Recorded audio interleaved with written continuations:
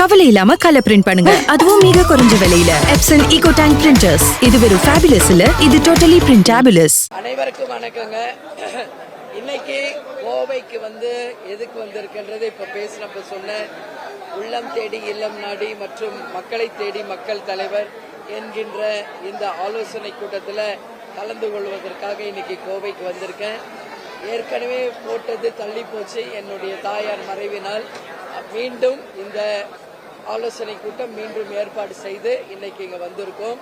அந்த வகையில் மிக சிறப்பாக இங்க நடக்குது. இங்க இருக்கின்ற அனைத்து தொகுதிகளுக்கும் BL2 முடிச்சு கலெக்டரிடம் ஒப்புதல் ரசீது பெற்றாச்சு, பூத் கமிட்டி அமைச்சாச்சு.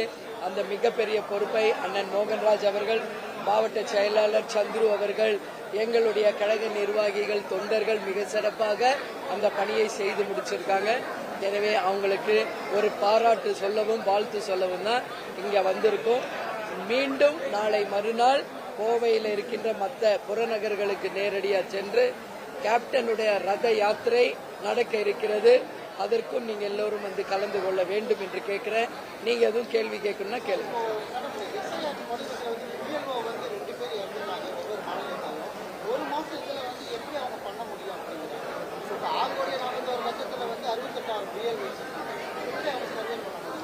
இது இதான் இப்ப கூட என்னோட ஸ்பீச்சில் அதை பத்தி நான் சொல்லியிருக்கேன். தமிழ்நாடுல ஒருத்தரும் இந்திய அளவில் 2 பேரும் ஆல்ரெடி இறந்ததா ஒரு செய்தி வந்திருக்கு. முதல்ல அவங்களுக்கு ஆழ்ந்த இரங்கலை தேமுதிக சார்பா தெரிவிச்சுக்கிறோம்.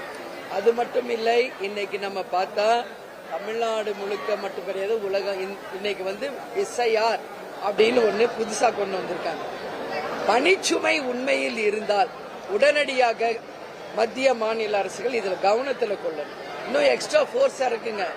உண்மையிலேயே அது சரி பார்க்கணும்னா இன்னும் அதிகமானவர்களை நீங்க அந்த பணிக்கு அமர்த்தணும். ஷிஃப்ட் டைப்பா வைங்க. 6 மணி நேரத்துக்கு ஒரு ஷிஃப்ட் மாத்துங்க. அந்த பணி தேர்தல் தேதி அறிவிப்பதற்கு முன் முடிக்கணும். அப்படின்னா இந்த டீம் பத்தாதுன்னா எக்ஸ்ட்ரா ஆட்களை போடணும். இன்னைக்கு தான் தேர்தல் ஆணையத்தில் சேர்ந்த அதிகாரிகள் நேரடியாக ஆய்வு செய்வதாக ஒரு செய்தி, அதையும் நான் பார்த்திருக்கேன். அதனால் உடனடியாக அவங்களுக்கு பாதுகாப்பு நல்ல ஏற்பாடு செய்யணும். அதே மாதிரி SIRனா என்ன அப்படிங்கறத மக்களுக்கு தேர்தல் ஆணையம் தெளிவாக வெள்ளை அறிக்கை மாதிரி ஓபன் ஸ்டேட்மெண்ட்ல புரிய வைக்கணும்னு கேட்டுக்கிறேன். ஆர்ப்பாட்டம் ஒன்றும் பண்ண மாட்டோம், சொல்லியாச்சு. உறுதியாக SIR முறையாக நடக்கணும், அதுல மாற்று கருத்து இல்ல. இது ஜனநாயக நாடு, ஓட்டுரிமை எல்லாருக்கும் இருக்கு. அந்த ஓட்டுரிமை மூலம் அவங்க ஓட்டு அவங்க தான் போடணும். அது மீறி திருட்டு நடந்தா மக்கள் அதை பார்த்துப்பாங்க. மக்கள் புரட்சி வெடிக்கும். அது அவங்க கிட்ட தான் கேட்கணும். அவங்க சொன்னா அவங்க கிட்ட கேட்கணும். ஜனவரி 9 மாநாட்டில் அறிவிப்போம் தெளிவா சொல்லிட்டு இருக்கேன். அது வரைக்கும் நீங்க வெயிட் பண்ணி தான்.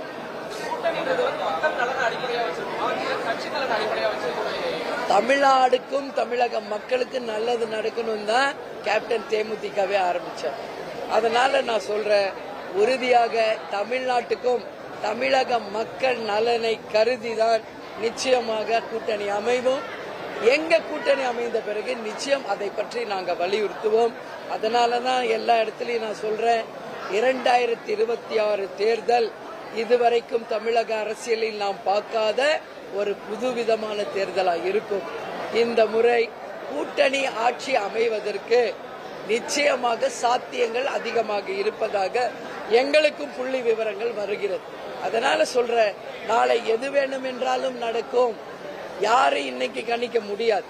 எனவே அப்படி ஒரு கூட்டணி மந்திரி சபை வரும் பொழுது அந்த அதிகாரம் அனைவருக்கும் பகிர்ந்து தரப்படும் போது உண்மையாக உறுதியாக மக்கள் நலனை முன்னிறுத்துவோம் என்பதை தெரிவிச்சுக்கோம். மக்கள் நலனை முன்னிறுத்தினால் இந்த கூட்டணி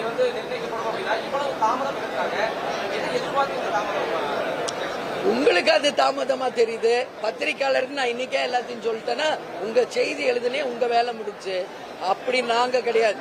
எங்களை நம்பி லட்சக்கணக்கான தொண்டர்கள் இருக்கின்ற ஒரு இயக்கம் இது. இன்னைக்கு நாங்க எங்க கட்சி வளர்ச்சி பூத் கமிட்டி அமைப்பது BL2 ஃபார்ம் பண்றது தான் எங்களுடைய ஒரே இலக்கு. அதனாலதான் இன்னைக்கு 234 தொகுதிகளுக்கும் தமிழகம் முழுவதும் நேரடியாக சென்று மக்களை சந்தித்துக்கிட்டு இருக்கோம். இன்னும் தேர்தல் தேதி அறிவிக்கல, கூட்டணி அறிவிக்கல, யார் வேட்பாளர் தெரியாது. இருந்தாலும் நாங்கள் நேரடியாக சென்று ஏன் மக்களை சந்திக்கிறோம்?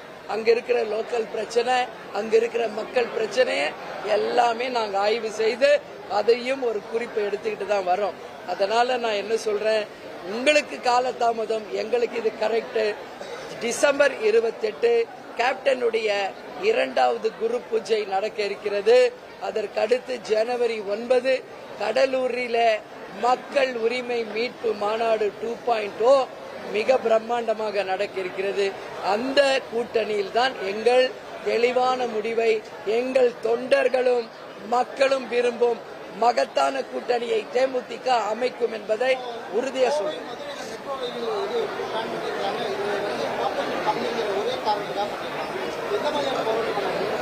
இல்ல, அததான் இப்ப தெளிவா உங்ககிட்ட பேசினேன் மீட்டிங்ல. இந்த 2 ஊர்லயும் சிட்டில மெட்ரோ ட்ரெயின் திட்டம் ரத்து செய்திருக்காங்க. 20 lakhs பீப்புள் இல்லைன்றாங்க. அதனால நிச்சயமாக மறுபரிசீலனை செய்து கோவைக்கும் சரி மதுரைக்கும் மெட்ரோ ட்ரெயின் திட்டம் கட்டாயம் வரணும் என்பதுதான் தேமுதிகவின் நிலைப்பாடு. இது மட்டும் கிடையாது, Madurai to Kovai, Kovai to Madurai Vande Bharat train, அதையும் நிச்சயம் மத்திய அரசு பரிசீலனை செய்து மக்கள் நலன் கருதி அந்த திட்டத்தையும் செயல்படுத்தணும்னு கோவை மக்கள் சார்பாக, மதுரை மக்கள் சார்பாக நான் கேட்டுக்கொள்கிறேன்.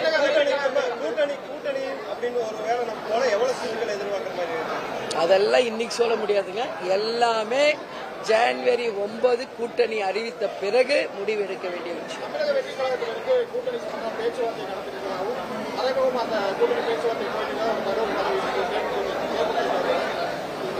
யார் உங்களுக்கு சொன்னாங்க ரகசியமான? சமூக வலைதளத்துல போட்டா நீங்க அவங்க கிட்ட தான் கேட்கணும், அது எங்க கிட்ட கேட்கணும். புரியுதா? யாரோ ஏதோ ஒன்று சொல்றதுக்கெல்லாம் என்கிட்ட பதில் கேட்க கூடாதுங்க.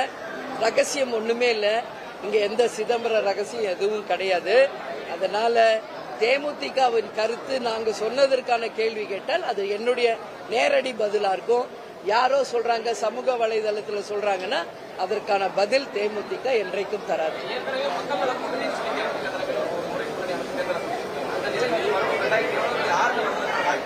இல்ல, வாய்ப்பு கிடையாது, அதற்கு வாய்ப்பு.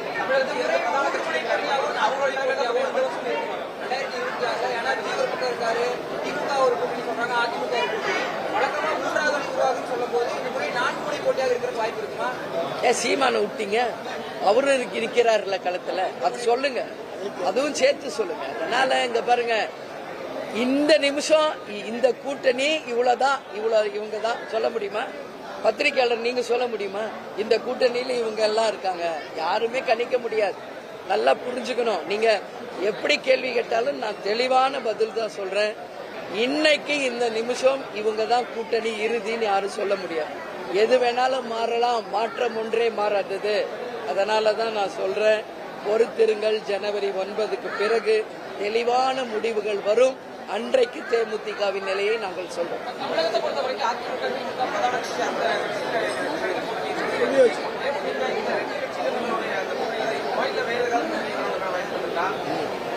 மொத்த டவுட்டையும் இன்னைக்கே கேட்டுருவீங்க போல இருக்குதா? கொஞ்சம் வெயிட் பண்ணுங்க, ஜனவரி 9 வரைக்கும் சொல்றேன்.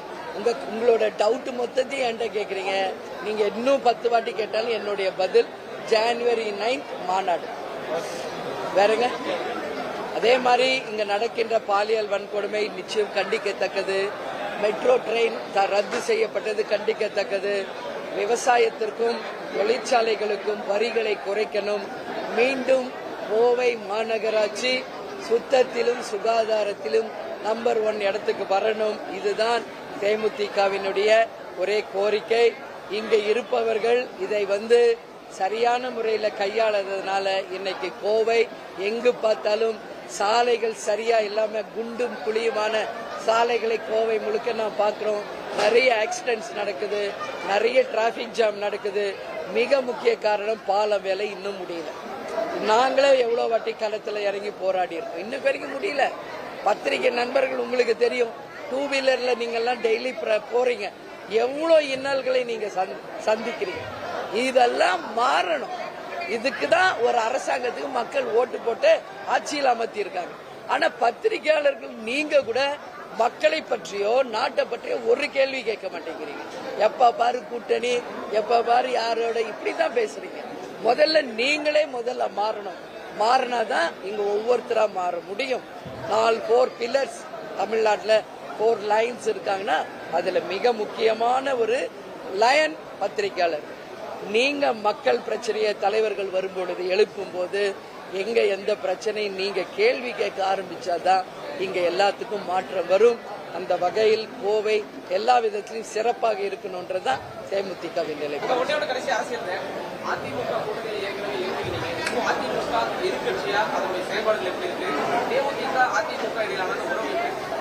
எதிர்கட்சியா நான் ஆளுங்கட்சியை பத்தி கேட்காம எதிர்கட்சி பத்தி கேக்குறீங்க. நீங்க எந்த பத்திரிக்கை இல்ல எந்த சொல்லுங்க. இல்ல ஆளுங்கட்சி மேலேயே இன்னும் 1008 பிரச்சனை இருக்கு. கொடுத்த வாக்குறுதியை நிறைவேற்றவில்லை அப்படின்றத மக்கள் கருத்துங்க. நீங்க கோவையில மட்டும் உட்கார்ந்துருக்கீங்க, நான் தமிழ்நாடு முழுக்க போயிட்டு இருக்கேன். மக்கள் கருத்து என்னன்னா கொடுத்த வாக்குறுதிகளை இன்னும் 50% ஆட்சியாளர்களை முடிக்கல. அப்படிதான். அப்படி இருக்கிறப்ப எதிர்கட்சியை பத்தி எது கேக்குறீங்க? அதனால கொடுத்த வாக்குறுதிகளை நிறைவேற்றணும், மக்களுக்கு சொன்னதை செய்யணும். அப்பதான் மக்கள் விரும்பும் ஒரு ஆட்சியாக அடுத்து அமையும் என்பது சரி. நான் என்ன சொல்லணும்னு நினைக்கிறேன்? சொல்லவா? நான் சொல்லவா? தேமுதிக அங்கம் வகிக்கும் கூட்டணி மகத்தான வெற்றி பெறும். புரியுதா? அதான் என்னோட பதில். அப்படி தேமுதிக அங்கம் வகிக்கிற கூட்டணி 200 இல்ல 234 தொகுதிகளில் வெற்றி. கூட்டணி மந்திரி சபை அமையும். ஒரு மாற்றமான ஒரு அரசியலாக தேர்தலாக 2026 இருக்கும் என்பதுதான் நாங்க சொல்றது. அதனால நீங்க புரிந்து கொள்ளணும் கேட்டுக்கிறேன்.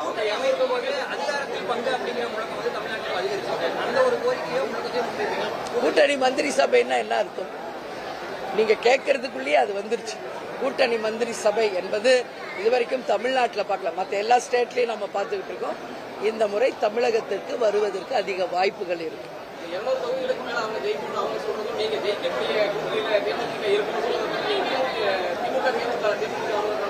அது உங்க கற்பனைக்கு நான் விட்டுறேங்க. எந்த கற்பனைக்கு நான் பதில் சொல்றது கிடையாது. அதனால தேமுதிக யார் கூட்டணி யாருடன் இருக்கும் என்பதை January 9th மாநாட்டில் தெளிவாக அறிவிக்கும்.